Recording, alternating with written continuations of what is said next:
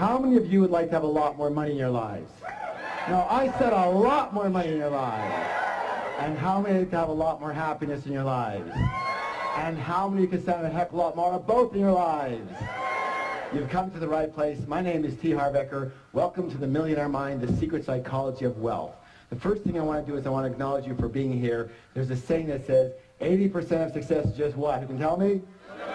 Showing up. So since I can't reach you all, I need you to do me a little favor. Simply reach around, pat both your neighbors on the back and go, congratulations for being here.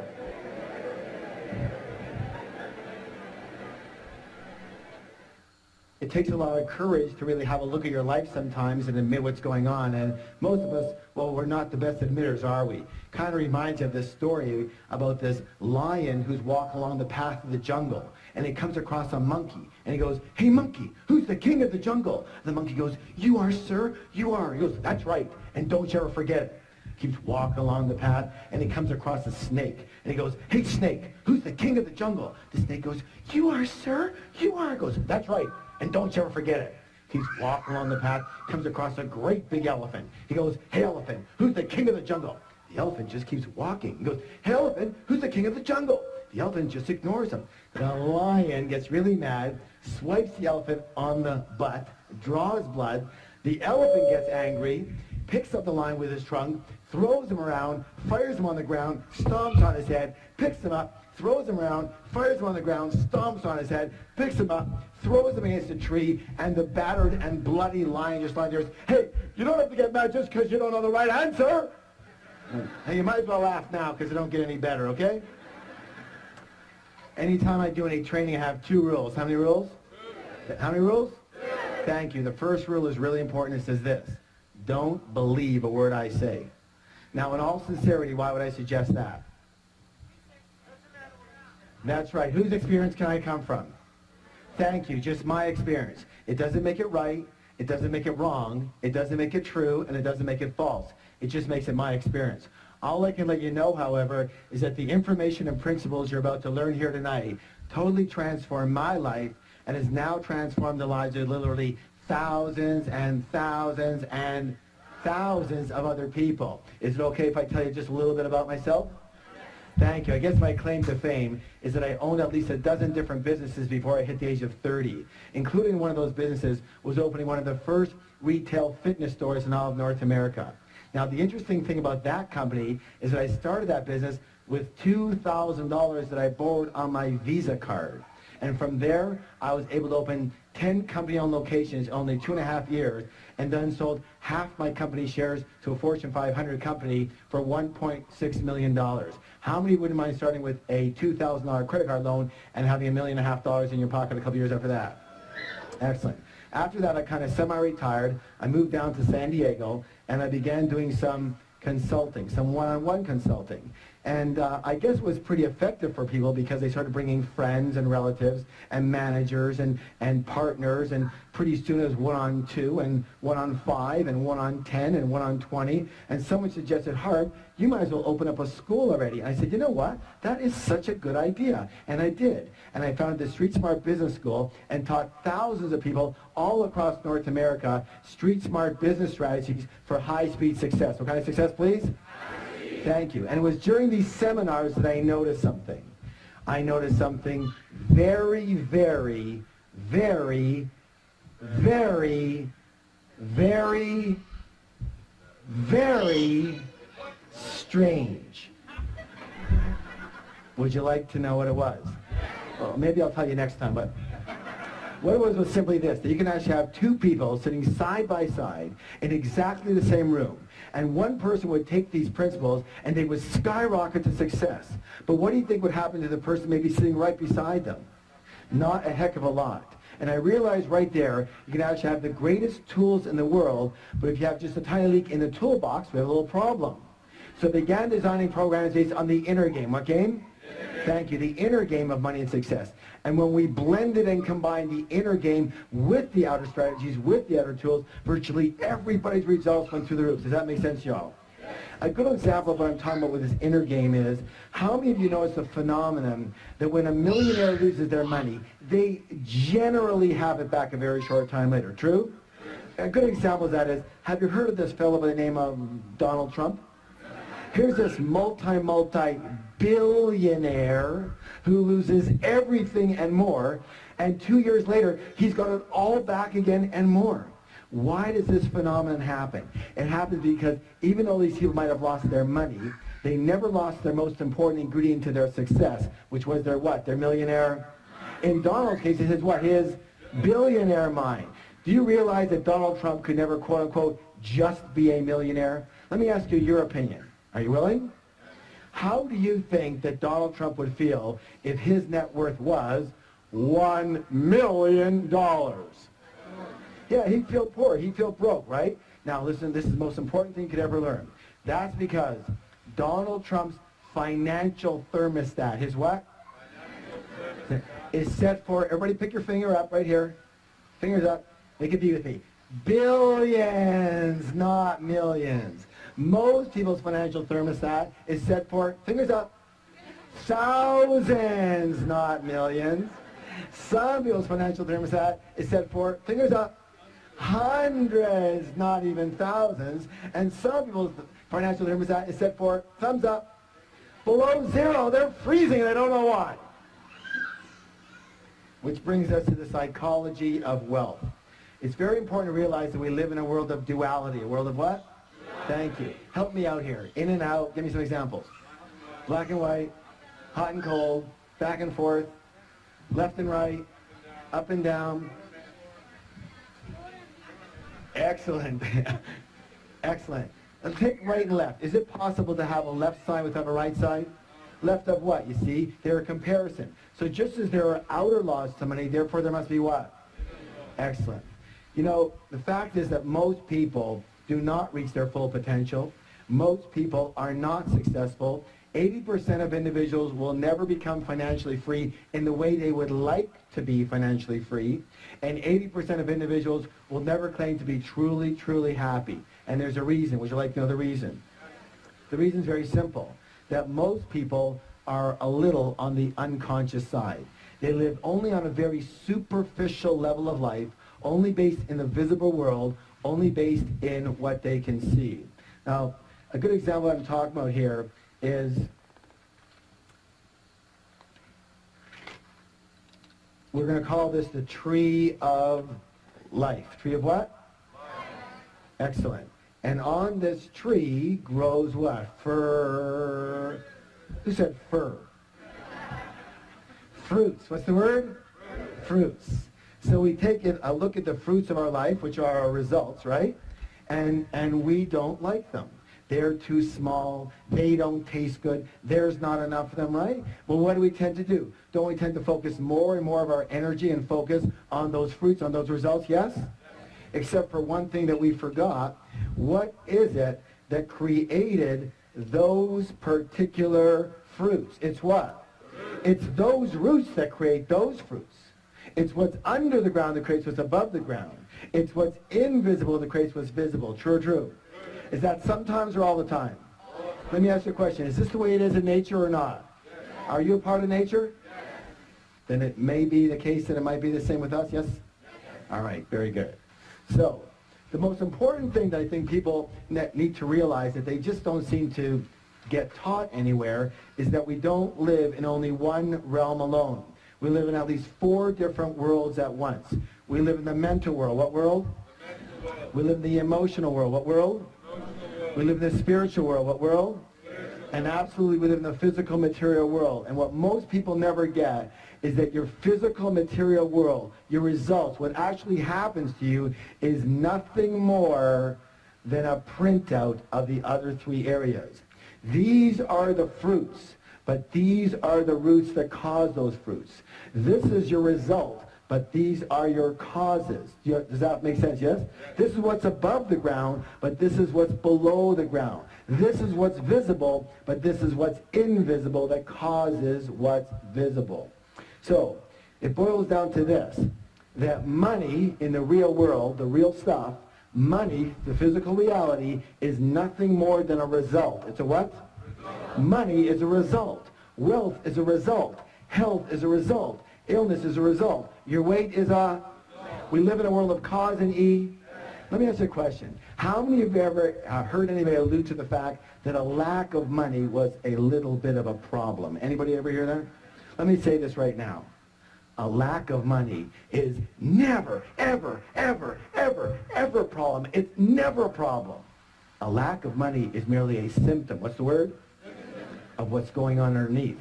Lack of money is just the result. What is the root cause? Meaning that the only way to permanently, what's the word please? Permanently change your outer world is to first change your what?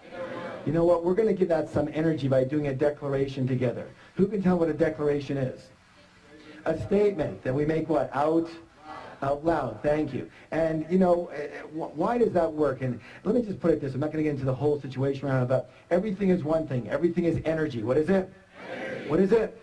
And everything is energy. And all energy travels in what? Frequencies and vibrations. So when we make a statement out loud, we are sending a vibration, A, into the universe, and B, if we put our hand on our heart, on our chest, we feel the vibration of that specific statement throughout the cells of our body. Yes or yes? Yes. You know, I know for a lot of you, you're thinking, oh my God, is this ever hokey? But the way I figure is this. I'd rather be really hokey and really rich than really cool and really broke. How about you? All right, please stand up. Let's have some fun. Let's have some fun with it. Good job. Now, here's what I want you to do. Put your hand on your chest, on your heart. Sir, your chest, not her chest. Come on, let's go. And simply repeat after me. My inner world creates my outer world. My inner world creates my outer world. Again. My inner world creates my outer world. One more time, twice as loud. My inner world creates my outer world. Now, turn to somebody, look them in the eye, give them a high five and say, you have a millionaire mind. I wanted to share with you something called the process of manifestation. The process of what? All right, help me out here. Your thoughts, lead to your feelings, which lead to your excellent. One more time, all together. Your thoughts lead to feelings, lead to. I'm very well known for making the following statement, and the statement is even on the very back of the book that we've been talking about. And it says this. It says, give me 5 minutes with anyone, and I can predict your financial future for the rest of your life. How? Very simply. In a short conversation, I can identify what's called your money blueprint. Money what? Blueprint. Thank you. Each of us has a personal money blueprint already ingrained in our subconscious mind. And my friends, it is this blueprint, more than anything and everything else all combined, that will determine your financial life. You can know everything about business. You can know everything about marketing, about negotiations. You can be the best salesperson. You can be the best at your job. You can know everything about finances. You can know everything about stocks. You can know everything and every strategy about real estate.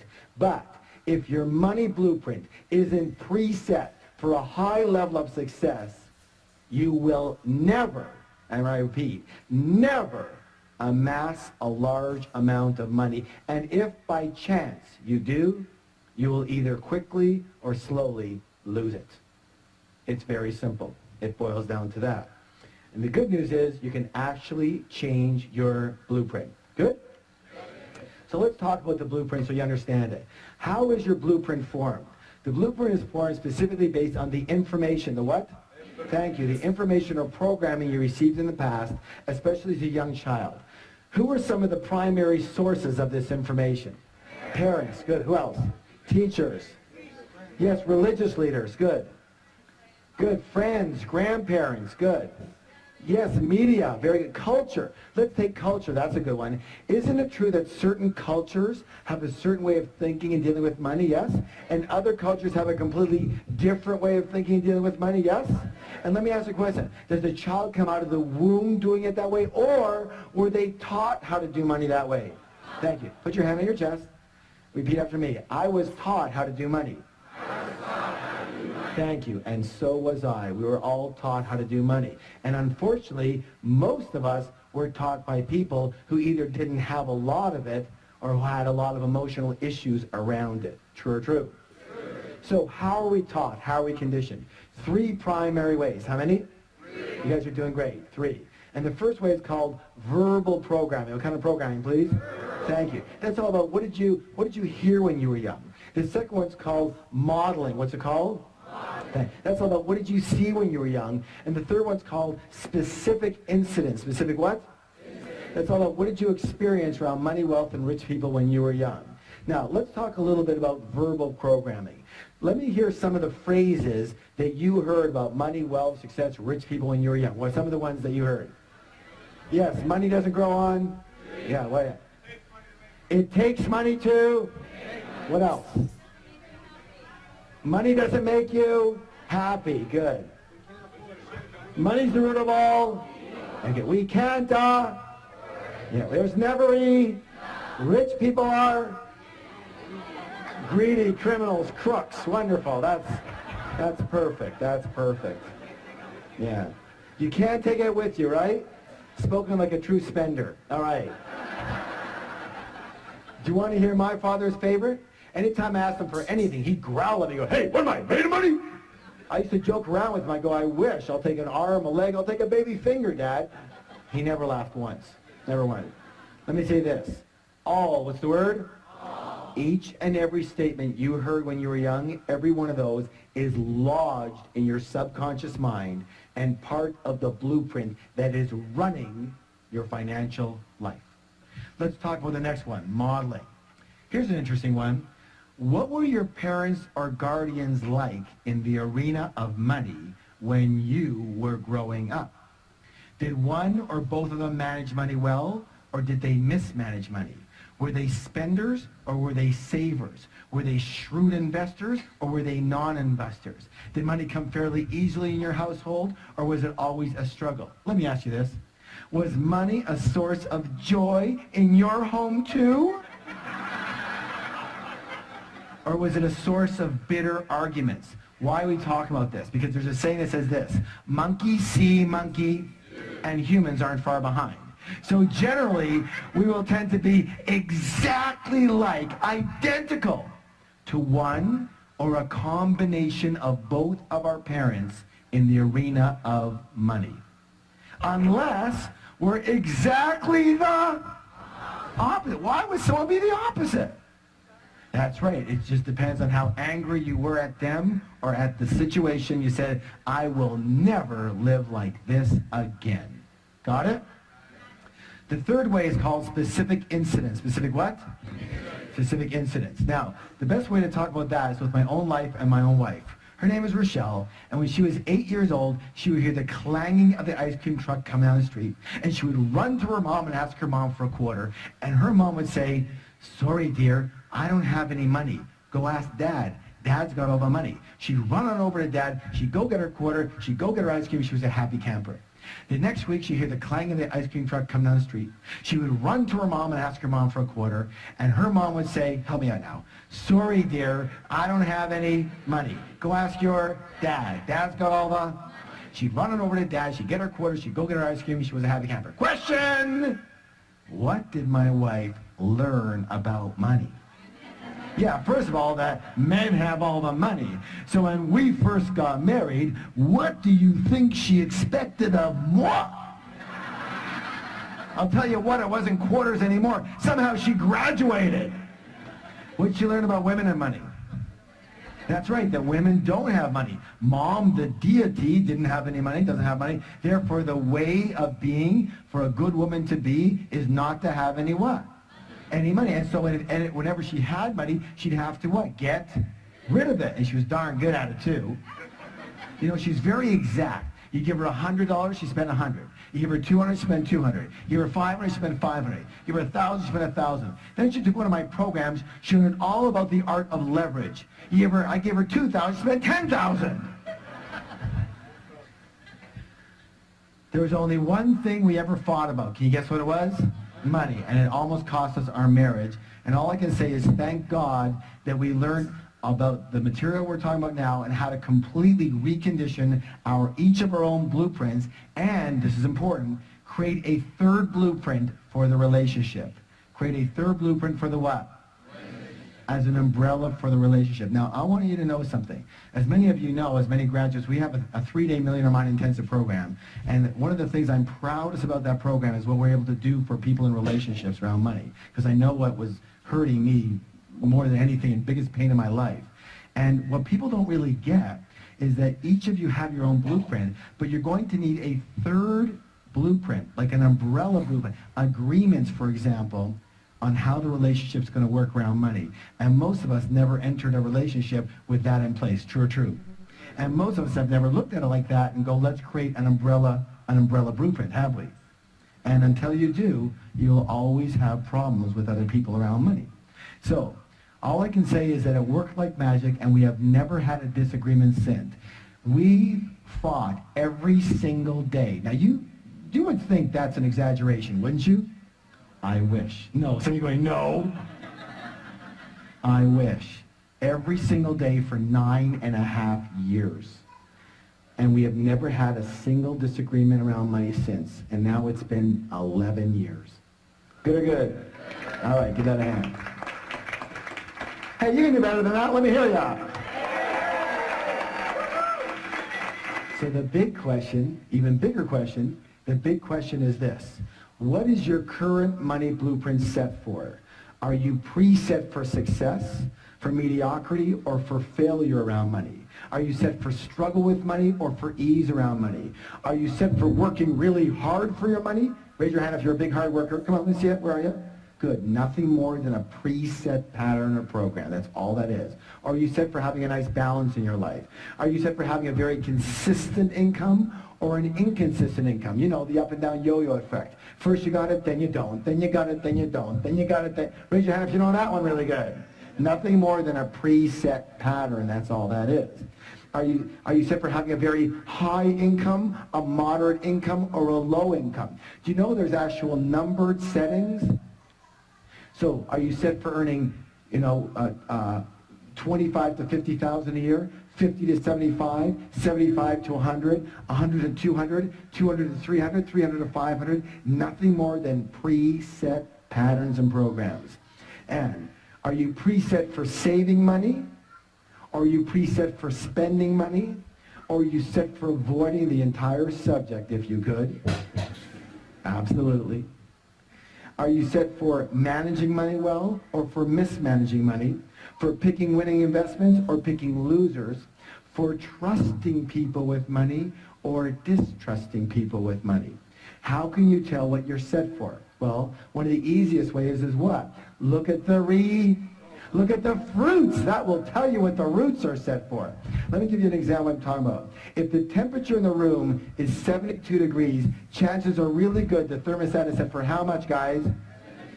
72. Now, here's where it gets really interesting. Now, imagine that it's really hot outside and the windows are open. Is it possible that the temperature in that room could, say, get to 77 degrees? Yes or no? But what will eventually happen? Thank you. The thermostat will kick in and drive that temperature back down to 72 degrees. Now, is it possible that because the windows are open and it's very cold outside, that the temperature in the room could, say, go to 65 degrees? But what will eventually happen? Thank you. The thermostat will kick in and drive that temperature right back to 72. Meaning that the only way to permanently, what's the word? Thank you. Permanently change the temperature in that room is to change that what? Thermostat. And the only way to permanently, what's the word? Permanently change your money life, your financial results, is to change your money what? Thermostat, otherwise known as your money blueprint. Does that make sense to you? All right, excellent. Now, who can tell me one of the simplest ways to make change? Decide one. What else? Yes, become aware of it. Good, good. Yeah, someone said marry rich. That's good. That's close. That's good. Obviously, one of the easiest ways to make a change is to model. What is it? Model people who have blueprints set for high levels of success. High levels of success, yes? And those people have a name. They're called rich people. And so one of the things we're going to do in the second part of the program here is talk just a little bit about how rich people actually think quite differently than most other people. But before we do that, we have to take a little stretch. So please stand up.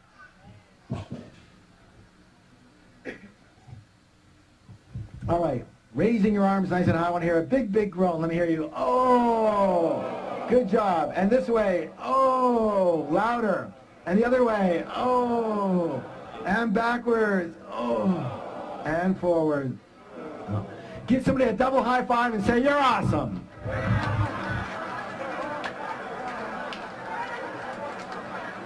And have a seat, have a seat. All right, let's get into some of these things that are lots of fun. So, the first way that rich people think quite differently than most poor and middle class people, and when I say poor and middle class, I mean the mentality more than necessarily the result. Of course, it depends on that, yes? All right, so, let's go this one. Rich people believe what? I create, one more time, twice as loud. I create my life. And most poor and middle class people, what do they believe? Life happens to me, life happens to me. If you want to create real wealth, it is imperatively that you are at the steering wheel of your life. You have to believe that you are the one who creates your success, you are the one who creating your mediocrity, and you are the one creating any financial struggle. Consciously or unconsciously is still you. But instead of taking full responsibility for what happens to them in their life, most people, well, they play the role of the what? The victim. Now, you can always tell a victim because they leave 3 indelible clues. And we're going to go over these right now. But before we do, I want you to realize that I do fully understand that what we're about to talk about here has nothing to do with anyone in this particular room. But just in case you know someone who should have been here, make sure you bring them next time. Yes? All right. So the first thing they do is what? They blame, that's right, they blame the economy, they blame their type of business, they blame the stock market, they blame the real estate market, they blame the city they live in, they blame the taxes, they blame the government, they blame their employer, they blame their employees, they blame their manager, they blame customer service, they blame their partner, they blame their upline, they blame their downline, they blame their husband, they blame their wife, and of course everybody wants to blame their parents for something. Or the next thing they do is they do what? Thank you. They justify their situation by saying something like, well, you know, money's not that important. Let me ask you a question. If you said that your husband or your wife or your boyfriend or your girlfriend wasn't that important, would they be around for very long? I don't think so, and neither would what? You know, neither would money. And people come up to me in my major seminars all the time, and they'll walk up and they'll say something like that. They'll say, well, you know, Harv, money's not that important. And I'll go, you're broke, aren't you? And they'll go, well, right now I'm a little short. No, not right now, always. You've always been broke, yes or yes. And they go, of course they're broke. Of course they're broke. If you didn't think having a motorcycle was important, would you buy one? Would you have one? Of course not. If you don't think having a pet parent is important, would you buy one? Would you have one? Of course not. If you don't think money's important, would you have any? Of course not. You know, you can actually dazzle your friends with this information. The next time your friend comes up to you and says something lame like that, here's what I want you to do. I want you to roll your eyes up into here and look up into the heavens and put your hands up here on your forehead and go, you're broke. And they're going to go, how did you know? And you're going to go, what else do you want to know? That'll be $50, please, and you'll have a whole new business. Of course they're broke. Let me just say this for the record.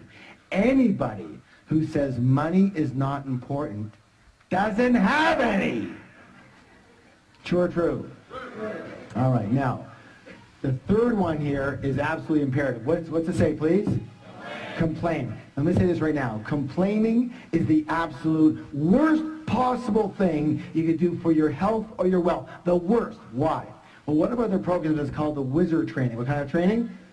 And that's all about how do you manifest what you want with elegance and joy versus a lot of struggle. And the way to do that is using universal principles. And so you can be in alignment with the laws of nature instead of fighting against them. Does that make sense? All right. And one of those principles I'm sure you heard of, and it says this. I want you to repeat it. It says, what I focus on expands. Let me hear you. What I focus on expands. One more time. What I focus on expands. Tell somebody else, please. Excellent. Now, here it is. Let me ask you a question. when you are complaining, what are you focusing on? What's right with your life or what's wrong with your life? And since what you focus on expands, what are you now going to get more of? What's right with your life or what's wrong with your life?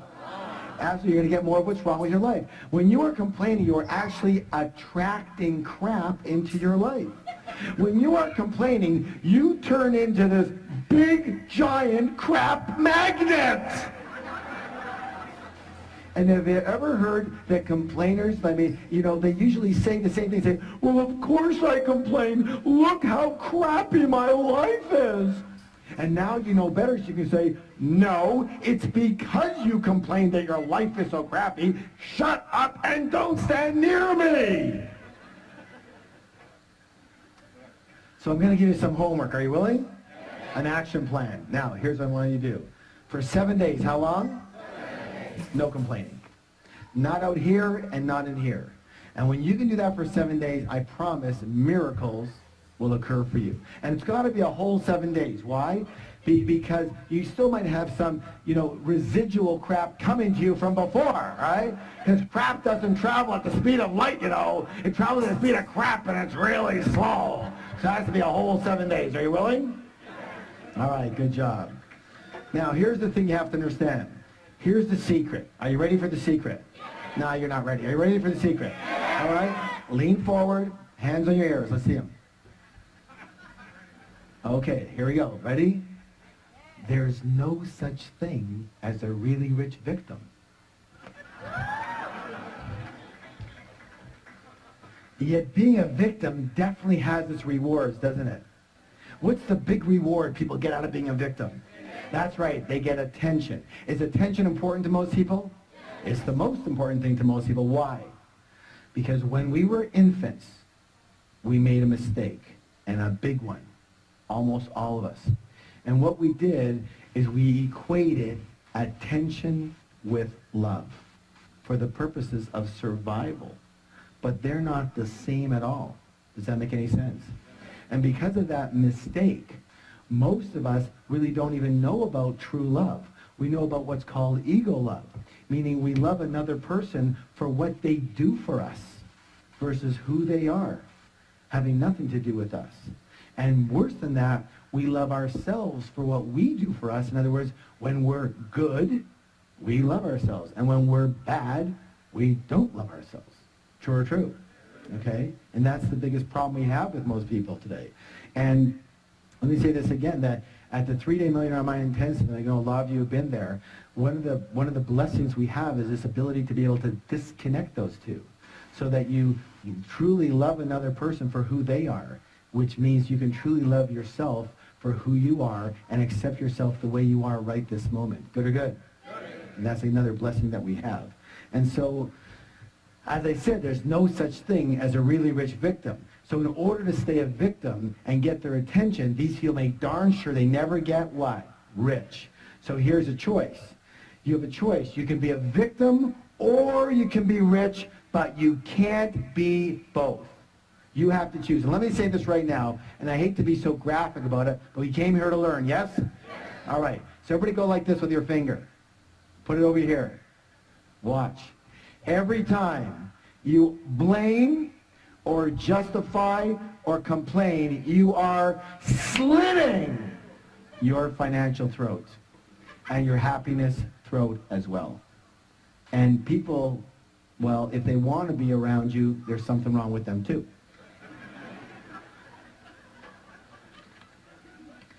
So it's time to acknowledge the fact that you create everything that's in your life, you create everything that's not in your life, and everything in between. You create your wealth, you create your non-wealth, you created your exact financial situation that you're in right now. Now that's a good thing to know, isn't it? Because if you create it, you can discreate it. And you can create something else, yes? All right, please stand up for the declaration. Put your hand on your heart. I create the exact level of my financial success. I create the exact level of my financial success. Again. I create the exact level of my financial success. One more time, twice as loud. I create the exact level of my financial success. Turn to somebody, look them in the eye, give them a high five and say, you have a millionaire mind.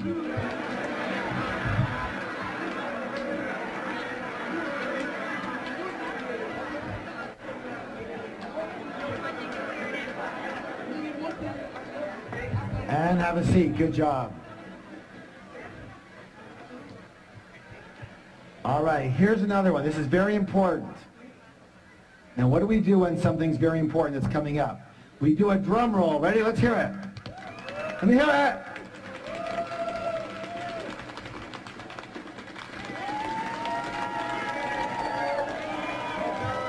Good job. Rich people play the money game to what? Win. And most poor and low-class people play what? Not to lose. Not to lose. Oh my goodness. Most people actually play the money game on defense versus offense. Let me ask you your opinion here. Again, in sports or any game you play strictly on defense, tell me, what are your chances of actually winning that game? I'm going to say pretty slim and none. And what are your chances of winning the game big? Impossible. True? And that's the way most people play the money game on defense versus offense. You know, their primary concern for a lot of people is survival and security. You know, so what is your goal? What's your objective? What's your true intention? For a lot of people, their primary intention is to have enough to pay the bills. I just want enough to pay the bills. On time would be a miracle. Or I just want to get by. Or I just want to earn a decent living. And due to the power of intention, that's exactly what you're going to get, and not a dime more. Some people know this quite well, yes? Or you have middle-class people, and middle-class people, what's their big intention? They just want to be what? Comfortable. You know, it's so important to them, we're going to write it 2 times. So there's comfortable, and then there's this word. What's this word? And we all know comfortable leads to rich, yes? Yes? No, and that's not my experience. Let me say this right now, just for the record, in my experience.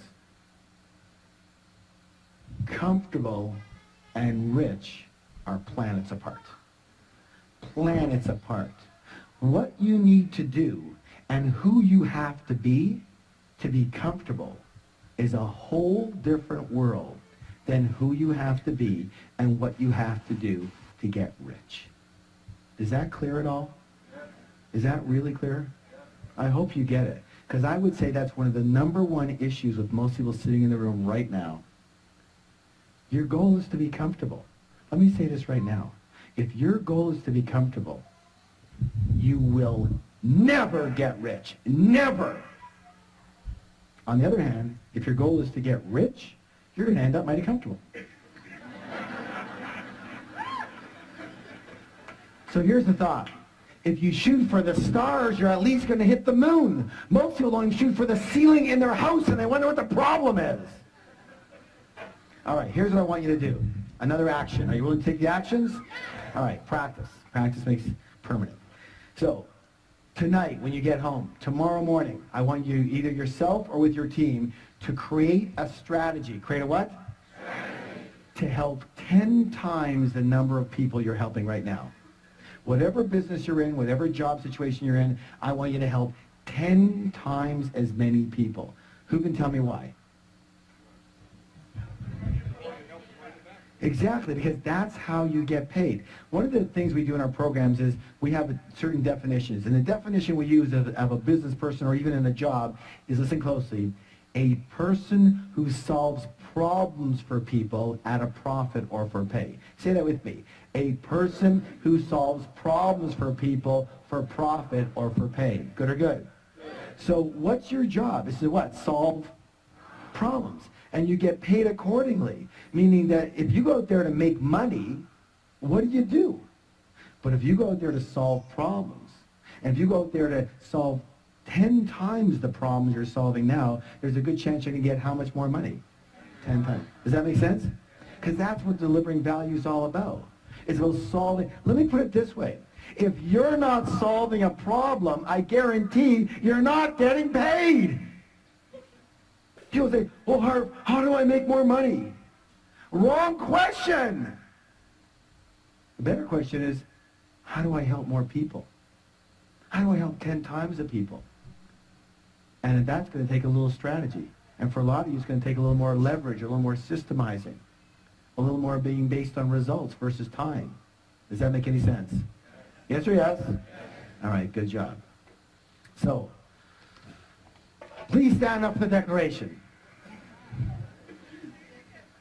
Good exercise, yes. Hands on your heart. My goal is to become a multi-millionaire and more. Let me hear you. Again. Again. And nothing less will do.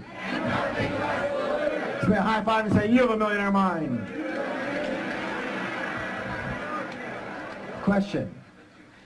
In the last one, why did I ask you to add on and nothing less will do? No limit. Listen closely. This could be the most important words you hear all night. Are you ready? What you settle for is what you get. I'm going to say it again. What you settle for is what you get.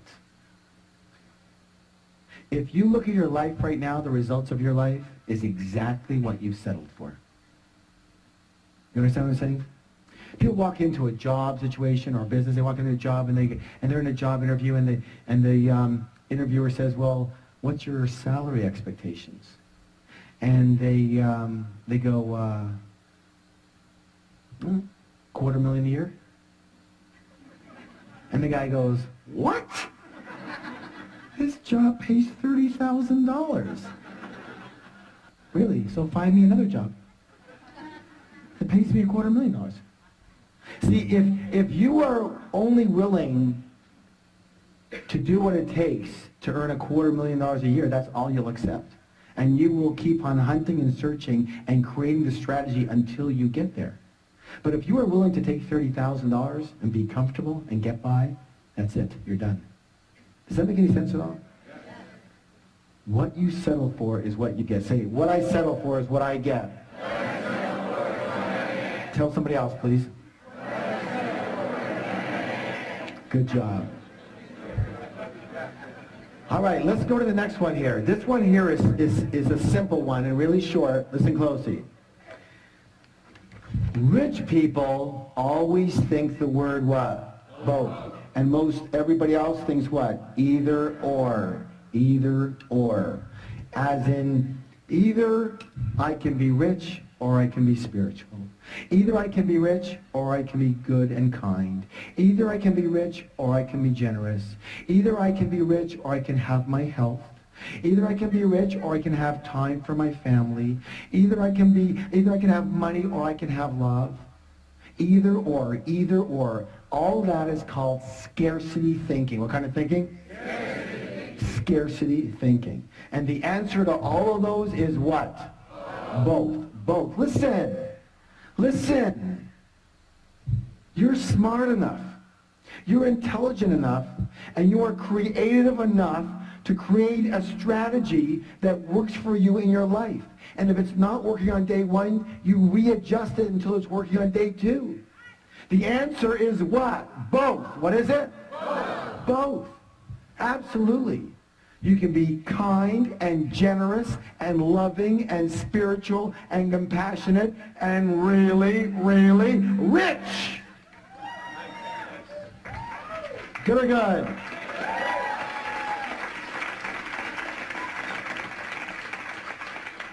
Let me ask you a question. How many of you ever heard the saying, you can't have your cake and eat it too? This, for my money, that is the absolute stupidest saying I've ever heard in my whole life. The all-time dumbest, the hall of shame, all right? You know, in my book, Secrets to the Millionaire Mind, I talk about this a little bit. And we give a lot of what's called wealth principles in the book. I want to read you this one. Rich people believe you can have your cake and eat it too. Middle-class people believe cake is too rich, so only have a little piece. Poor people don't believe they deserve cake, so they order a donut, focus on the whole, and wonder why they have nothing. Stand up for the declaration, please.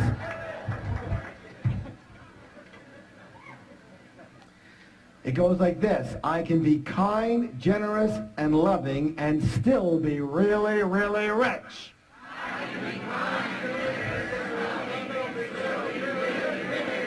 Again, I can be kind, generous, and loving and still be really, really rich. One more time. I can be kind, generous, and loving and still be really, really rich. So high five and say, you have a millionaire mind. All right, good job, guys. Excellent work. This one here is such an insidious one. It's like something in the back of most people's mind, but they never will say it out loud. And it's one of the biggest blockers of all the blockages of wealth. Are you ready? Yes. Rich and successful people admire and model. What's the two words? Admire other rich and successful people. And what do most everybody else do? They resent the heck out of them, yes or yes? Most poor and middle class people often look at other people's success with resentment or jealousy or envy, or they snip, they're so lucky, or they whisper naughty things under their breath. You have to realize something so simple, that if you view rich people as bad in any way, shape, or form, and you want to be a good person, then you can never be rich. You can never be rich. You can never be rich. So, you have to practice. Say, I have to practice. So instead of resenting rich people, I want you to practice admiring rich people. I want you to practice blessing rich people. I want you to practice loving rich people. That way you unconsciously know that when you get rich, other people will what? They'll admire and bless and love you instead of resent the heck out of you. Much better for creating wealth. Yes or yes? Yes. You know, I want to share with you a philosophy that completely transformed my life. Are you willing to hear it? It's from the Huna philosophy. Where does Huna come from? Hawaii, thank you. And it simply says this. Bless that which you want. Say it with me. Bless that which you want. Bless that which you want. So what that means is this. If you see somebody with a beautiful home, bless that home and bless that person. If you see somebody with a beautiful car, bless that car and bless that person. If you see somebody with a beautiful family, bless that family and bless that person. If you see somebody with a beautiful, wonderful business, bless that business, bless that person. Why? Because anything that you negate, you can never have. Never. Does that make any sense? And you got to watch it. It's so quick, isn't it? It's so quick to do a little tinge of resentment, to negate them. And meanwhile, you know you can't have it after that. So, I have a little practice for you on this one. Next time you see somebody coming out of a limousine, I mean someone who's got some money, obviously. Not some party kids with 48 people in the limo. Prom night! No, you know what I'm talking about. I want you to walk over to that person coming out of that limousine. I want you to shake their hand. And I want you to say, thank you. Thank you for being an excellent role model for me creating success. Thank you for being such an excellent role model for success. Are you willing? All right, please stand up for the declaration. Hands on your heart. I admire rich people. I bless rich people. I love rich people. I study rich people. And I'm going to be one of those rich people too. Turn to somebody, give them a high five and say, you have a millionaire mind. You know, we're talking a lot about rich people, getting rich, being rich. And some people come up to me all the time, they go, Harb, what's with the rich thing? Like, why, you know, are you so into that? And I said, look, you know, I've been called a financial evangelist. And I take that as a compliment. Why? Because someone's got to be a proponent for it.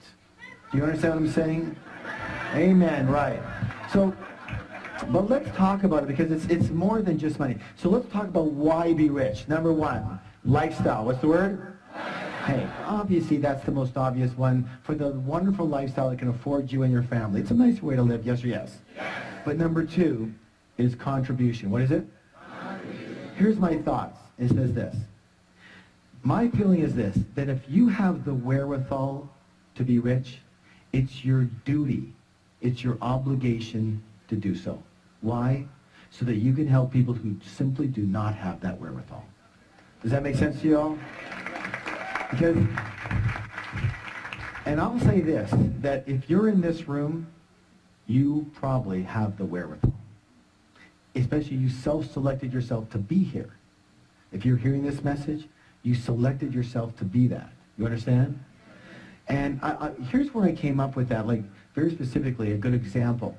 A while ago, I was reading in the newspaper about a woman in Africa, Tanzania to be exact, and she has a goiter problem. Do y'all know what a goiter problem? It's like when they have the big, thick neck, right? And it's a thyroid problem. And you know that problem can be completely alleviated with a 10-minute surgery, 10-minute operation, and it's gone. In Tanzania, they have a decent medical system, but it's a pay-for-play deal. In other words, you pay for you pay for your doctor or your hospitalization or whatever. This woman with this goiter problem has, and it costs, by the way, costs $31 for this 10-minute operation. She has been saving for just over 5 years. 5 years, and she has $22. Twice a week she doesn't eat. She has a newborn child who's going to be another mouth to feed, so she's feeling that it's going to take her another 5 years to get the other $9. So you would think, for goodness sake, someone just send her the stupid $9. Problem. There are millions, what's the word? Millions. Of people in this situation. Millions. Not 1, not 2, not 10, not 10,000, and not hundreds of thousands. Millions in this situation. So how can you help them better? By being broke or being rich enough to be able to do something about it? Do you understand what I'm saying? And I get this all the time. I get people saying, well, you know, what about the environment? What about this? What about they're taking all the oil and they're killing all the forests and all that? They. Yes, some of them are. You want to save the environment? Get rich, buy a few million acres and save it. Right.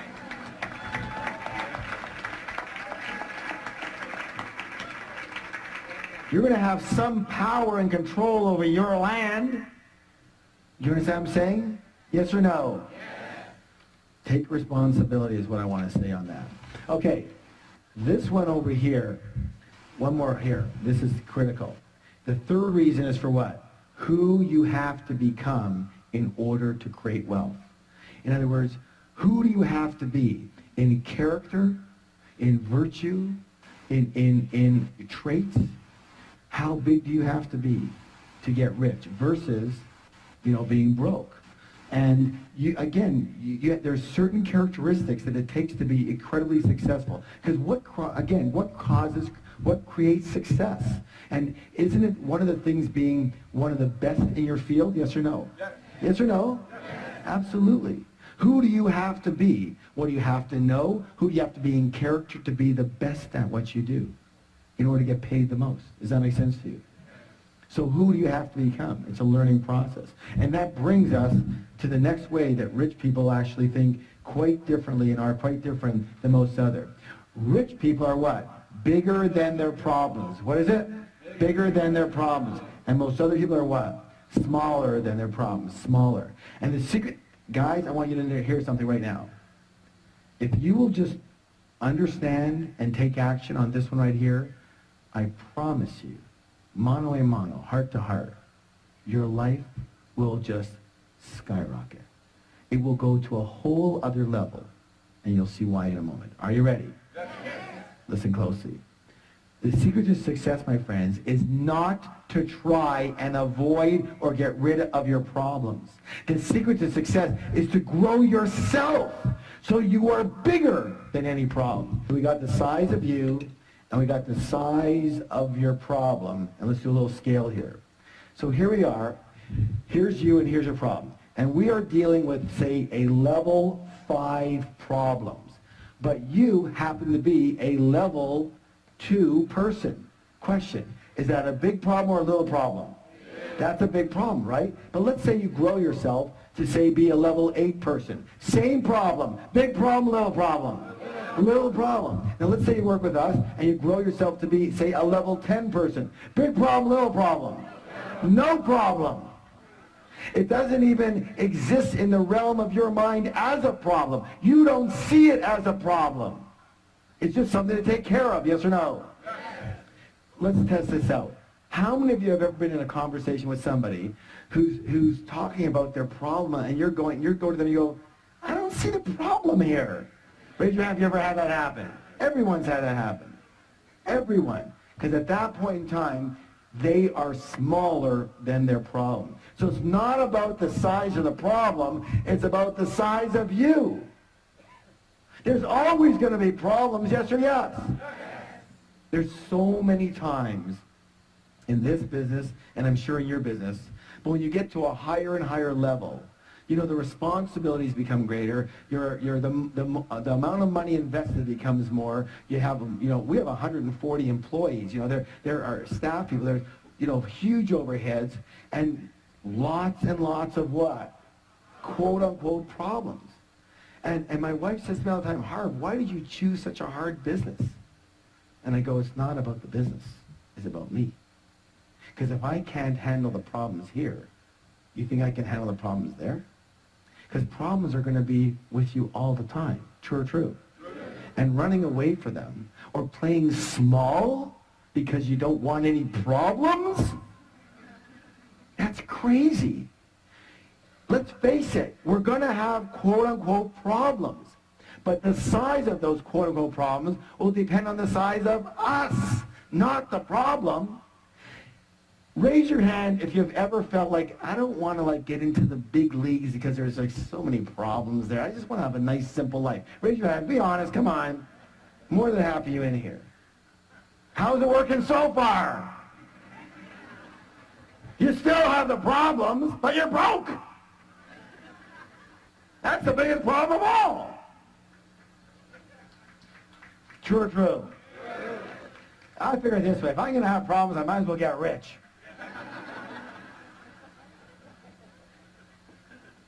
All right, so I'm going to give you a little anchor. Who knows what an anchor is? An anchor is what? A trigger so you can remember something. So here's what I want you to do. From now on, every time you look at something you perceive as a major problem in your life, here's what I want you to do. Are you ready? I want you to do this. Mini me, mini me, mini me, mini me. So you can remind yourself that if that's a big problem, you must be very small right now. And you better put your attention where it belongs. What? On the problem or on you? On you. That's right, on you. And you don't give up, and you don't get taken out, and you don't bail out, and you don't say, well, this is too hard. I want to do something different. How many have ever said something like that? How many say something like that almost every day? It's not the size of the problem. Have you heard the saying, fortunately or unfortunately, you take yourself with you wherever you go? That's what my answer is to my wife. How could you choose such a hard business? It's not the business, it's moi. True or true? If it's hard, it's because I made it hard. If it's easy, because I make it easy. If it's successful, it's because I made it successful. If it's unsuccessful, it's because I made it unsuccessful. True or true? It doesn't just happen to us. So, the fact is that your wealth can only grow to the extent that you do. So the goal is to grow yourself so you can handle any problems that get in your way of creating wealth, and just as importantly, keeping your wealth once you've got it. And who knew that would be an issue? You know what? This is only reserved for certain people in this room. People who have or have had a lot of money and know that it's one complete world to make it, and it's a whole other world to keep it. True or true? That is a whole other world. And again, it's not about the it. It's about you. It's about you. And so, really, you're like a container. Say, I'm a container. I'm a container. And if the container is small, but the money is big, what has to happen? That's right, the money goes. The money goes. Do y'all understand that? Let me say this again. If you, the container, is small, but somehow the money is big, what has to happen? It doesn't fit. It has to go somewhere else. True or true? So you have to grow yourself so you become a big, big container so you can attract and hold money. And one of the things we do in our programs is we focus on not only growing yourself as a container, but consistently growing yourself. Because if you want your, raise your hand if you want your money to consistently grow. Remember, your money can only grow to the extent that you do. So if you want your money to grow, who has to grow? I do. Now you got it. Now you got it. Now you've got the root. You have to keep up with the money. Let me put it another way. Your money has kept up with you. I'll say it again. Your money has kept up with you. If your money's here, it's because you're here. Does that make any sense? If your money's here, it's because you're here. If you're here and your money's here, it's going to have to meet you. It'll always grow to the extent that you do, and always come down to the extent that you are. Raise your hand if you've ever heard stories about people who are doing really well and then they messed up. Messed up in their relationships, messed up with habits or with drugs or alcohol, and what happened to their money? Always comes down to meet them. No or no? Yes? Your money is at the same level you are, my friends. And that's not a derogatory thing. That's to make sure you start to focus your attention where you need to. Personally, I always looked outside of myself. Once I do this marketing thing, and once I understand this real estate, and once I do this, and once I... But it wasn't about any of those things. It was about the size of me. Was I able to attract and hold and grow the money? True or true? I hope you get it. Now, so, like I said, you must grow yourself to be a big container so you can attract and hold big wealth. And here's the beautiful thing about it. If you are a big container, if you are a big person, and your intention is to have wealth, a lot of money, but right now you don't have it, guess what has to happen? What has to happen? The money has to come. Why? Because it's a universal principle. And the universal principle says that the universe abhors a vacuum and will rush in to fill any space that's created for it. And if you're a big container, but you only have a little money right now, the money has to come if that's your intention. True or true? You know what it reminds me? Good. That's good news, isn't it? You keep working on you. You're on the right track. You're on the right track here. You know, my favorite plant is the Chinese bamboo plant, along with that line. Why? Because this is a very interesting plant in that you plant the seeds and you look after the first year, there's nothing there. And you look in the second year, and there's nothing there. And you look in the third year, and there's nothing there. You say, forget it. Somehow the seeds didn't take hold. I got no tree here. In the fourth year, there's nothing there. But in the fifth year, all of a sudden you see a little sprout. And then listen to this. In 6 weeks, how long? 6 weeks. That plant can grow to 90 feet. 90 feet in 6 weeks. How could that be possible? Because what was it doing for 5 whole years? Growing its roots. Like you guys. Growing its roots. So that when it does pop, it can withstand that incredible growth. What would happen if it didn't grow those roots so deep and thick? The first big wind that comes, it's gone. How many of you know people that that's happened to? Because the roots weren't dug deep enough. Do you understand? Give someone a high five and say, you're on the right track.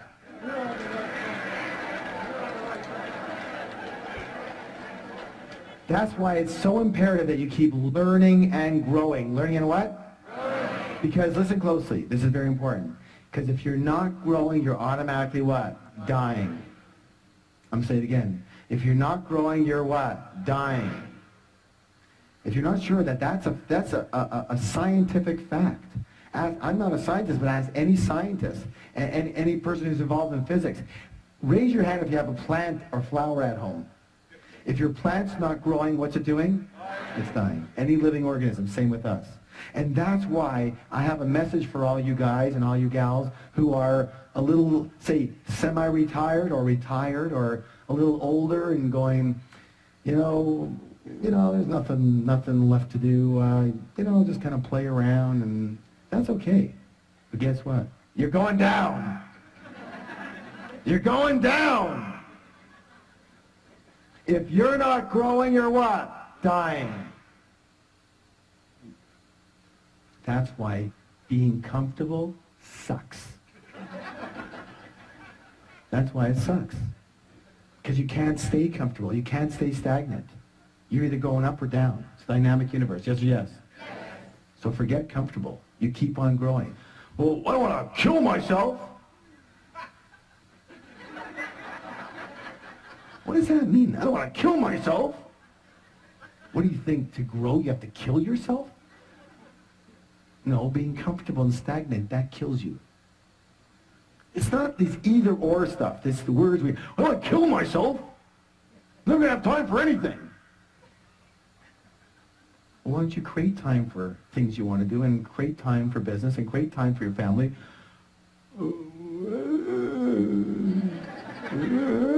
I don't know how to do that. Good. Then you learn. You learn how to do that. Good or good? That's one of the other things, too. I talk about exploding money myths.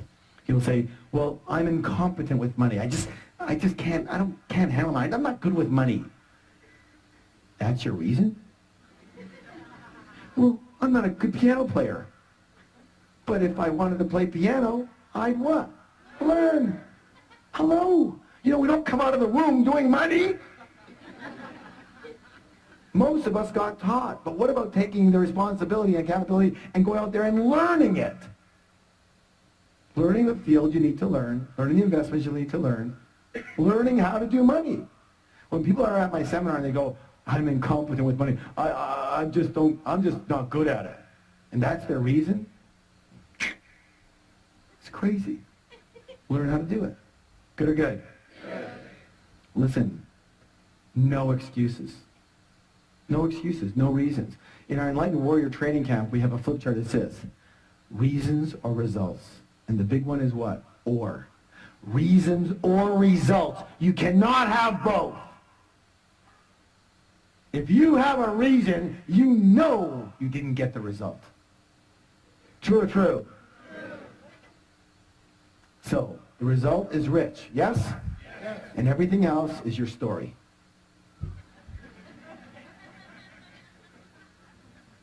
It's just not the right time now. Thanks for sharing. That's great. You're broke. All right, please stand up for the declaration. Hands on your heart. I am bigger than any problem. I can handle any problem. Nothing will stop me from creating wealth.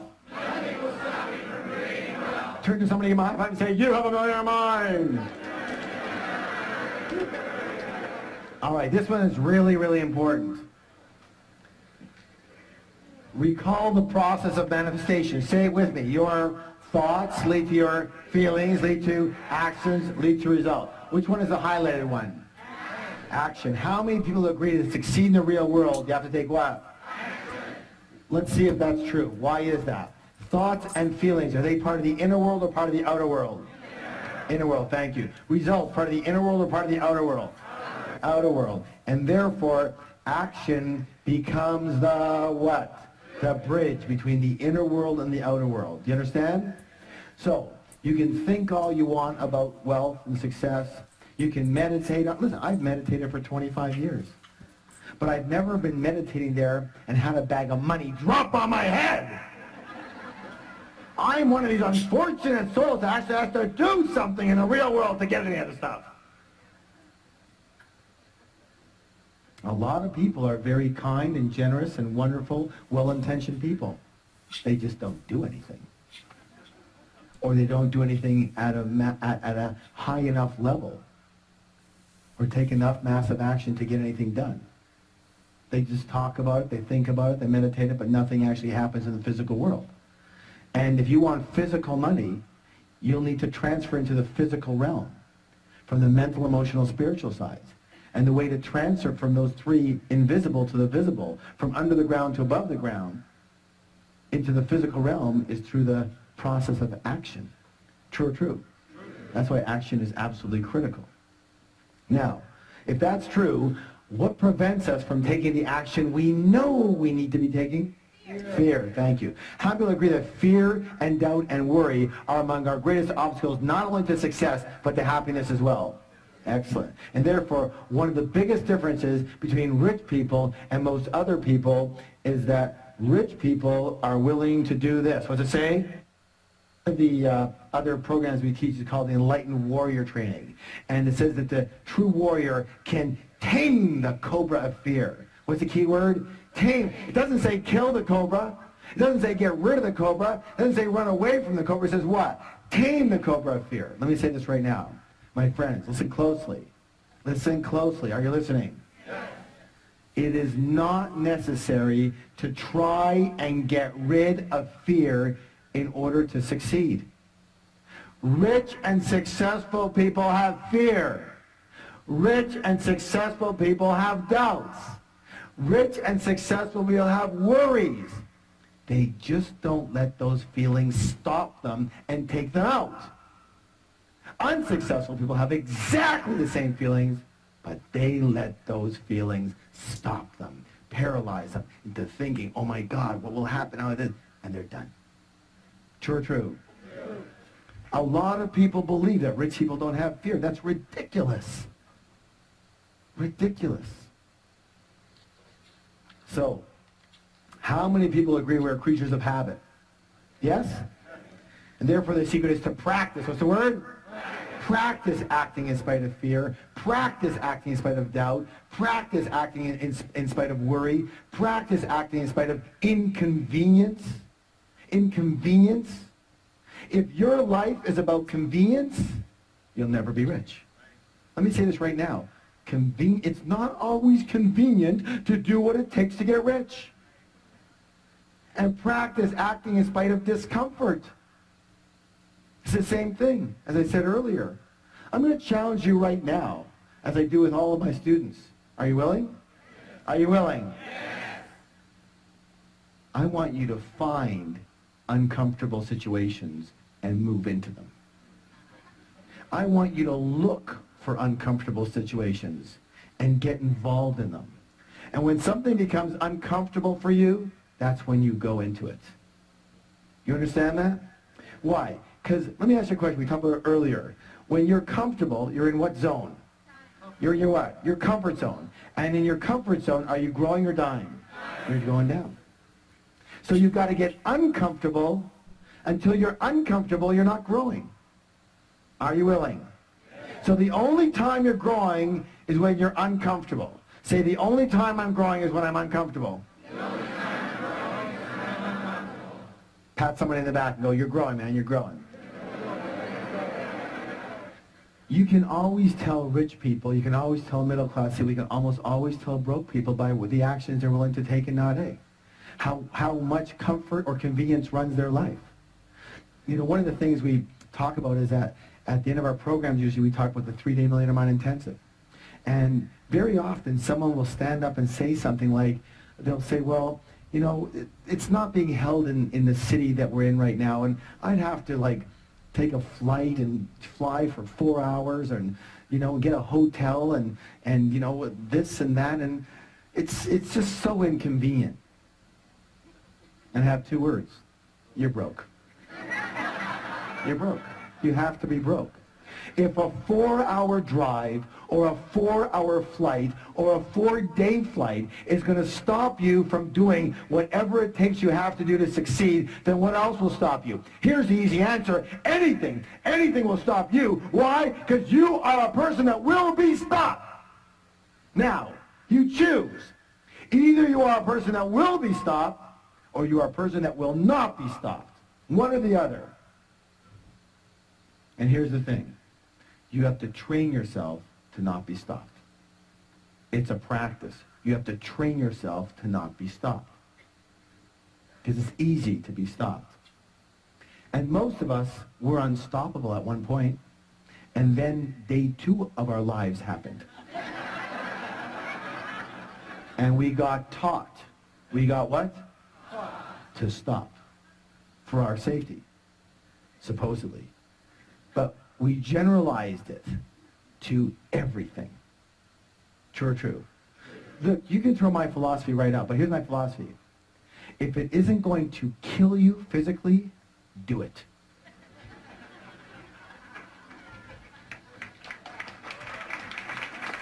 Just do it. One of the things I've been noticing lately with a lot of the rich people I've been dealing with, very rich people, is they're willing to take a shot. It's amazing.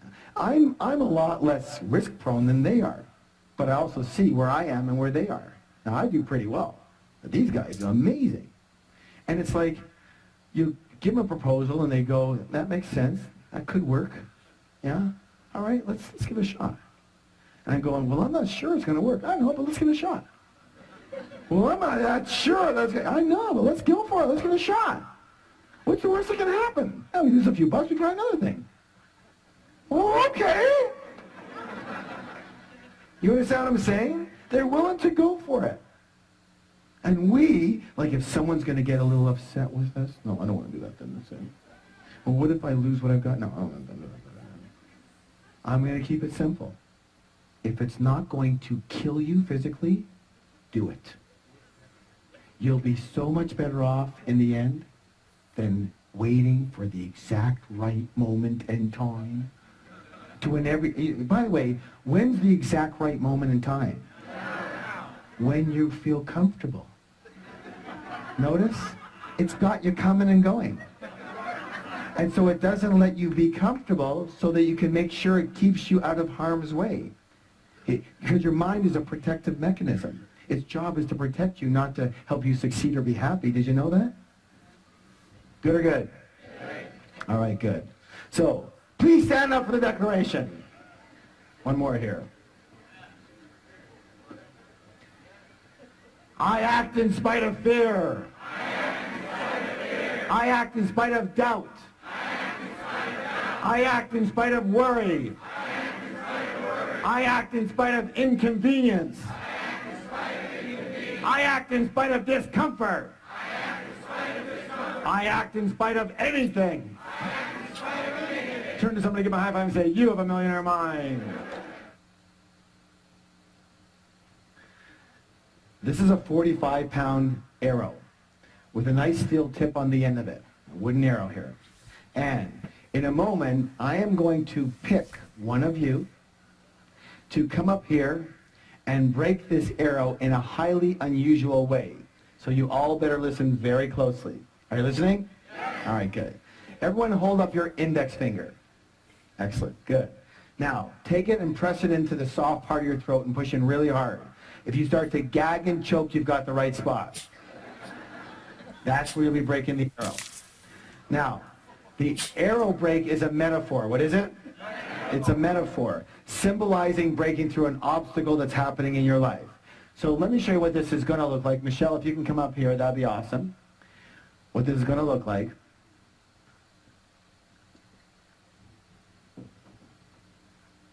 Just hold on to that for a second here. All right. So what's going to happen in a moment, just put your hand up here for a second. What's going to happen in a moment with this person is going to be coming up here. They're going to put the back of the arrow into the glove and the steel tip point into their throat like that, okay? And then when they're ready, or if they're not ready, they're going to walk into the arrow and hopefully break the arrow before it impales them. What? Hopefully. Hey, we have a very good track record. We're up to like 65% now. That's a passing grade, you know. All right. Now, a few rules. Rule number 1. When you're up here, you absolutely must keep your mouth closed when you're doing this. Who can tell me why? That's right, splinters. And by the way, we didn't always know that. Rule number 2. You're going to be covering your eyes with goggles, okay? Oh, there's another set over here for you. And rule number 3, walk directly into the arrow, straight on. Do not twist to the side. Because if you twist to the side, what can happen is it can get caught in this artery right here and pull the artery right out, and it looks really funny when you have this artery sticking out of your neck like this, and you can't even go to the doctor. Like, what are you going to say? It's like, what happened? You don't want to know, okay? So you're not going to believe it. All right. So here's how this is going to work. I'm going to show you how this works. Now here's the deal. The fourth rule is massive support. What kind of support? Massive. What kind of support? Massive. So that means we're all on one team, yes? Yes. So when this person breaks this, I want everybody to give them a massive standing ovation, right? Yes. All right, good. Now, that's when the person comes here. Let's talk a little bit about, let me show you how this is going to work, all right? So I'll do a little demonstration for you. So here's the deal. If I break the arrow, if I break the arrow tonight, I want massive round of applause. Yes? If the arrow happens to break through me tonight, I want someone to pick up the phone, turn it on, and call 911. Yes? All right. Are you ready? All right. These things are sharper than they used to be. No wonder I don't do this anymore.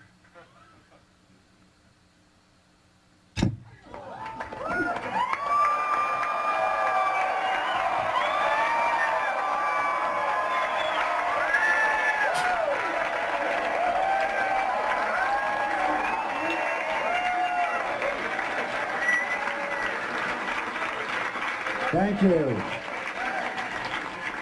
Excellent. Have a seat. Oh my gosh, look what I found. A steel arrow.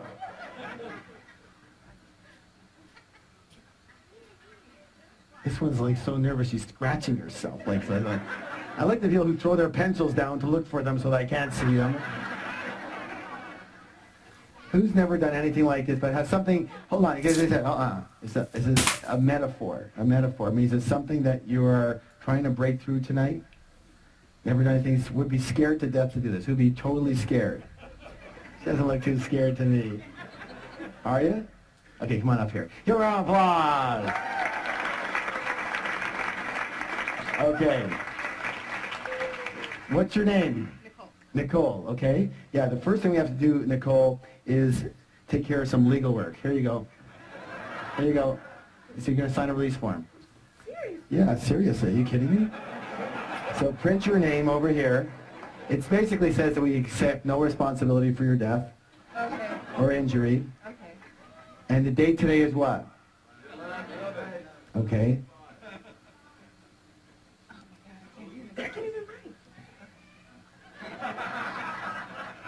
You have a nice neck. And just sign your name over here. And are you here with somebody? Okay, so your mom is here, okay. And she let you come up here? She doesn't know? Yeah. Put your phone number there. And again, unfortunately now, because of some recent situations, you have to put an emergency contact here.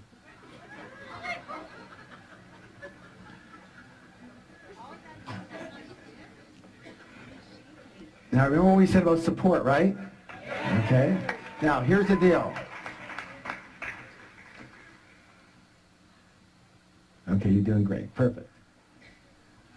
Good. Now, hold on to this. And here's how this is going to work. Just wait for a second here. Now, remember I said that the arrow break is a metaphor. What is it? So it represents something that you want to break through in your life, a belief or a habit or a fear or a way of being that hasn't been working for you, right? Now, oh, so your name was what? Nicole. Nicole is going to represent all of us, everybody, yes? All right. So here's how this is going to work. So she's breaking for you right now. This is what we're gonna frame this. She's breaking for you right now, And so I want everybody to close their eyes. Everybody looking at this, watching it, hearing it, close your eyes. And I want you to determine what is it that you want this arrow break to mean for you. What does it represent? What does it symbolize you breaking through in your life?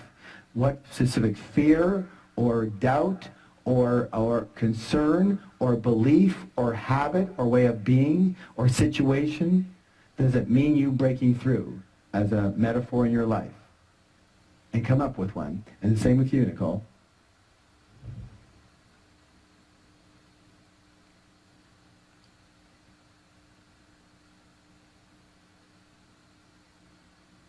Okay. Please open your eyes. And let's hear from Nicole. What was it here for you? So limited, be as specific as possible. What is it specifically? Basically that men have the money and women don't. Excellent. So what she said, can I share it? That men have the money and women don't. And that's a belief that a lot of people carry, yes? Yeah, men carry that too. That's why they handle money in certain ways. True or true? And many, many women grew up with that belief, yes? It's very hard to break that belief, but we're going to break it right now. So here's the belief that men have the money and women don't. Got it? Now, unfortunately, we're going to have to turn this around this way. All right, put that on your eyes. And don't go until I tell you to. Michelle's going to be holding for you. All right. And so what I'd like you to do is, Nicole, stand over here. That's it. Move right this way. Come towards her a bit this way. Okay, good. Now, come on closer over here. Okay, now don't go until I ask you to. And then put 1 foot forward, 1 foot back a bit. That's it. You're going to be walking straight in when I tell you to go. And keep your shoulders square, okay? Now don't go yet. How does that feel? How does it feel? Is it comfortable or uncomfortable? Uncomfortable. Very uncomfortable, good. You ain't felt nothing yet. Wait till that thing goes in. Okay, hold on. Here's the deal. Here's it. See, are you sure it's in the right place? You're a perfectionist? No. Yeah, you are, aren't you? Yeah, it's got to be perfect, right? No, it's not. But that doesn't matter. Here's the deal. Shh. Whatever your mind is telling you right now, just let your mind chatter. It's okay. But don't believe it. Because you saw me do it. It's doable. And if anybody can do it, you can do it. Say, I can do it. I can do it. So, this is a steel rod. What's your throat? A steel rod. What is it? This is a toothpick. What's this? Toothpick. So in a moment, you're just going to look at Michelle. You're going to go give her a hug. You're going to forget this even exists. You're just going to walk right into it and don't even think about it. You guys ready? Yeah. Ready, go. Hard. Yeah!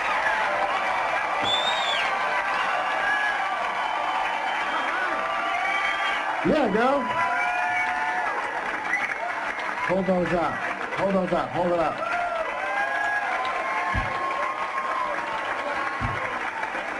Way to go. Now, stay here for a second. Stay here for a second. Look at that.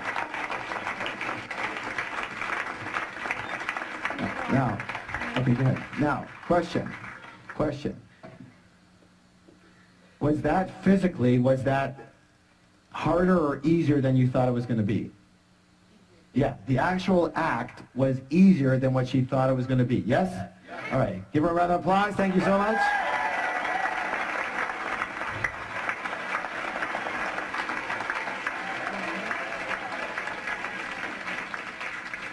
Let me talk about your mind right now. Remember, she said it's easier than she thought it was going to be. And let me say this right now. I'm going to guarantee that 99.999% of all the things you think that you can't do, that are going to be way too hard, too many problems, are easier than you think they're going to be. Raise your hand if that's ever happened for you. Where your mind has made something up to be, oh my God, and then when you did it, it was like, what was the big deal about?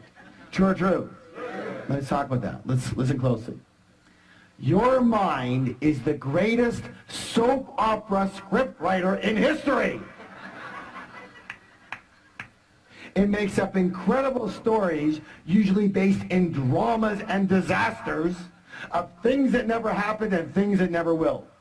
Mark Twain said it best. He said, I've had thousands and thousands of problems in my life, most of which never actually happened. It's very important. One of the most important things you can ever understand, is that you are not your mind. Say, I'm not my mind. You are much bigger and greater than just your mind. Your mind is a part of you like your hand is a part of you. Your hand isn't you, but it's a part of you. You wouldn't introduce yourself as your hand, would you? Hi, I'm my hand. What if you had a hand that was much like your mind? It was scattered all over the place.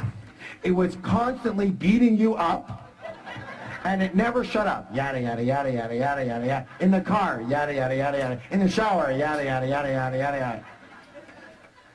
What would you do if you had a hand like that? Cut it off. No. But it's a very powerful thing. What would you do with it? That's right. You learn to want to control it. You learn to train it. You learn to manage it. True or true? And that's the critical piece. Training and managing your own mind is the most important skill a human being could ever own. Do you understand this? I'm saying it again. Training and managing your own mind, that voice that you so believe, is the most important skill you could possibly own. For with that skill, you truly will be successful. And you truly can be happy. Do you understand this? Because I'm going to say this right now, and a lot of them are going to shoot me for it. But there's only one thing that can stop you. The voice. Not yourself. The voice. The voice. That you've bought into that that's who you are. That voice is not you. It's simply a part of you. That is the protective mechanism part of you. Its job is to protect you. It's like the sentry on a ship. It's not there to be the social coordinator, the success coordinator, the happiness coordinator. That's not its job. Your mind is a survival mechanism. And its primary purpose is to protect you, which means to keep you where you are. It's like an overworried mother. It's doing its job way too well, but we buy into it. What would your life be like if you had an overworried mother constantly ragging on you? No, no, no, no, no. What would your life be like? You'd be so contracted and small, you'd never do anything. True or true? True. Yet to an extent, we're all like that. We're listening. We're buying the voice of protection when there's no need to do it. That voice is not who you are. You are much bigger than that. When Nicole came up here, she was shaking. She couldn't even, that's what what was her mind telling her? Oh, what did I get myself into? Why did I do this? You're so stupid, Nicole. Why do you, well, maybe she didn't say quite that, but something like that. And then she's doing it, and then we're pushing it, and she goes, oh my God, like this is way harder than I thought. And her mind goes, blah, blah, blah, blah, blah, blah, and then she goes, boop, no problem. And isn't that the way it is? Yes or yes? So, let me say this right now. In my book, Secrets of the Millionaire Mind, the final wealth file, number 17, says this. Rich people are willing to what? Learn and grow. And most poor and middle-class people think they what? Already know. They already know. Let me say this right now. I'm going to complete with one of my famous sayings. And the saying is this. You can learn to do anything. You can learn to succeed. Every master was once a disaster. I'll say it again. Say it with me. Every master was once a disaster. Everybody who's great at something today was once terrible at it. So it doesn't matter where you're starting from. You understand what I'm saying? Everybody starts somewhere. Some start here, some start here, some start over there. Everyone's got some type of ailments, handicaps, problems. Even if you don't have a problem, your mind will tell you you do. I had a woman the other day come up to me and say, I don't know what it is. It's just, I get to a certain level and there's always a situation that comes up. Something always happens and it screws me up. What is it? I said, if you look in the mirror, you'll find it. It is so easy to determine people's obstacles because there's only one of them right there. The voice in your head that stops you, tells you no, gives you doubt, and suffocates your life. And my blessing and my promise to you is if you challenge that voice and stop believing everything it tells you and just go for it anyways, in spite of fear, in spite of it chattering, you will soar to a level you have never experienced before in your life. So how many of you realize that your mind is a very powerful force? It works for you or it can work what? Against you. The rule is really simple. If you are earning less than $50,000 a year and you want to earn $100,000 or more, you're going to have to change your money blueprint. Money what? If you're earning $100,000, you want to earn $200,000, you have to change your money what? Blueprint. If you want to go from $200,000 to $500,000, you have to change your money what? Blueprint. If you're earning good money but you're not managing it well, you have to change your money what? If your income is inconsistent, you have to change your money what? Excellent, good. If you work way too hard and you want to be able to earn as much money or more with more balance, you have to change your money what? Blueprint. If your investments aren't zooming, you have to change your money what? If your business isn't booming, that's a result. You have to change your money what? If you have money and you want to make sure you keep it and you grow it, you have to change your money what? Excellent. And unfortunately, your current money blueprint will tend to stay with you for the rest of your life unless you identify it and you change it. And that's exactly what we do in an extraordinary 3-day program called the Millionaire Mind Intensive. It's changed the lives of thousands and thousands and thousands of people all over the world. And if it's okay with you, I'd like to tell you just a little bit about it and give you 2 critical principles. Fair enough? All right, listen closely. The first part is called winning the money game. What's it called? There are proven strategies for creating fast financial freedom, and you have to know them. Millionaire Mind Intensive, you're going to learn exactly how rich people play the money game so you can do what? Model exactly what they do. Let me ask you a question. If you had a parent, let's say a father, for example, that when you grew up, your parents were extremely rich. But not only were they rich financially, they were rich emotionally, spiritually, they were kind and loving, and they taught you the ropes of how to do money. How many of you think you could be doing a lot better right now? Exactly. Exactly. And that's what you're going to be able to do. Rich people have a very specific way of playing the money game, and you're going to learn to do exactly what they do. And this includes learning how to create massive amounts of passive income. Raise your hand if you believe passive income is important. Someone tell me why. What's the word? Freedom, thank you. Freedom. What's the word? Freedom. Without passive income, you can never be what? Free. Now, here's where it gets interesting. This is why almost all the other trainers out there send their students to us. Did you know that just about everyone is programmed not to earn passive income? Not to earn it. Programmed not to earn it. You're not sure? Maybe we should test this out. Let me ask you a question. When you were 12, 13, 14, 15, 16 years old, and you needed money, what did your parents say to you? Did they say, well then go out there and earn some passive income? Did they say that? What did they do? Go to work. Go get a... And that's exactly what we did. We went to work. And we learned, what's the word? We learned that we work for money. We learned to have money, you must what? Raise your hand if you were taught that. Everybody was taught that. Yeah, and hard too, for a lot of you. But money comes from work, yes or no? And so that's the dendrite. That's the neurological pathway. That's the path of least resistance in your brain. And it's unnatural and completely unfamiliar and discomfortable for your brain to know passive income. It doesn't work for it. And so what happens is either people don't start in that arena, or if they do start, they get a little ways and then they sabotage themselves to go right back to 72 degrees. What the thermostat is set for, which is working for money. Do you understand that? Let me say this right now. Millionaire Mind Intensive, when you walk out of there, you will be reconditioned so that passive income is your path of least resistance. It will be the primary way that you prefer, believe, and act in accordance with creating money. Good or good? It'll be a natural thing for you. Good?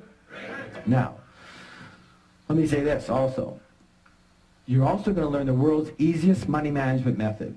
Managing your money is another critical difference between rich people and poor and middle class people. I'm going to tell you a story that can change your life. Are you willing? Are you willing? Imagine you're with a 5-year-old child. You're walking down the street. You come across an ice cream store. And you go into the store and you get the child a single scoop of ice cream on a cone because they don't have any cups.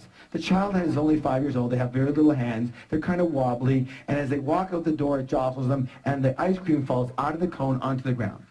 Being the kind and generous person that you are, what do? You walk back into the store. And just as you're about to order another scoop of ice cream, the child sees the poster on the wall of the triple scooper. And they go, I want that triple scoop.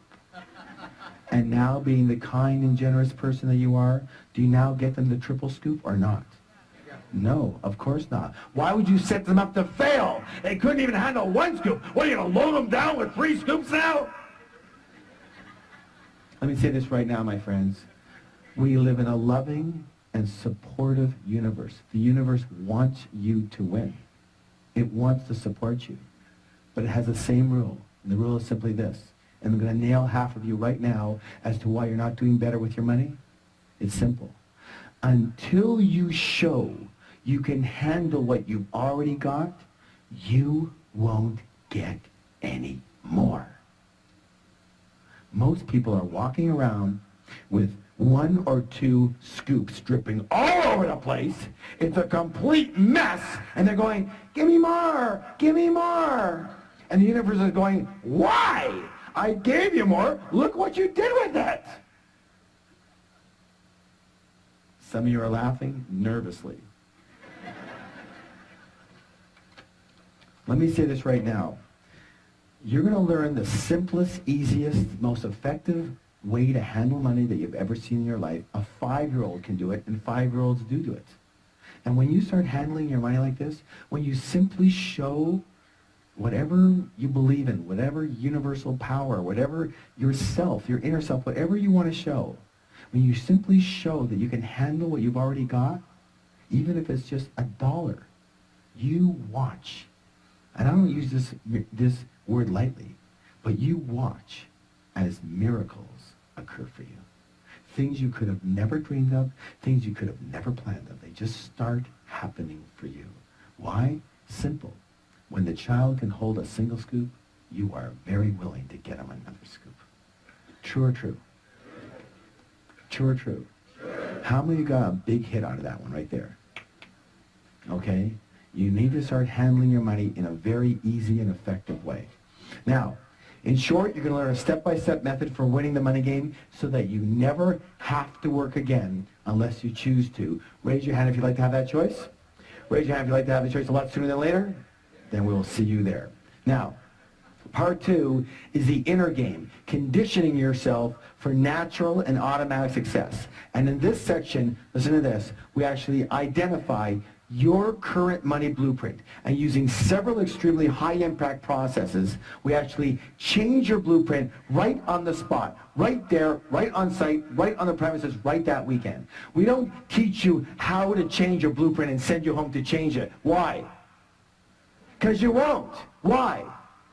Because we're creatures of what? Habit. Now, here's the thing. Did you know that there's 2 kinds of habits? How many? How many? There's doing habits, But just as importantly, my friends, there's not doing habits. And everything you're in the habit of, everything that you're not doing right now, you are in the habit of not doing it. So we can send you home with anything, but you're not going to what? Do it. So we don't wait for you to go home. We do it right there on the spot. You walk in with one blueprint, you walk out with another one set for automatic and natural success. People ask me all the time, they say, Harv, do you have the Midas touch? And what do I answer? I go, no. I have a blueprint set for success, just like all of you can have. I look so forward to seeing you again soon. I hope I've served you in some way. Thank you so much.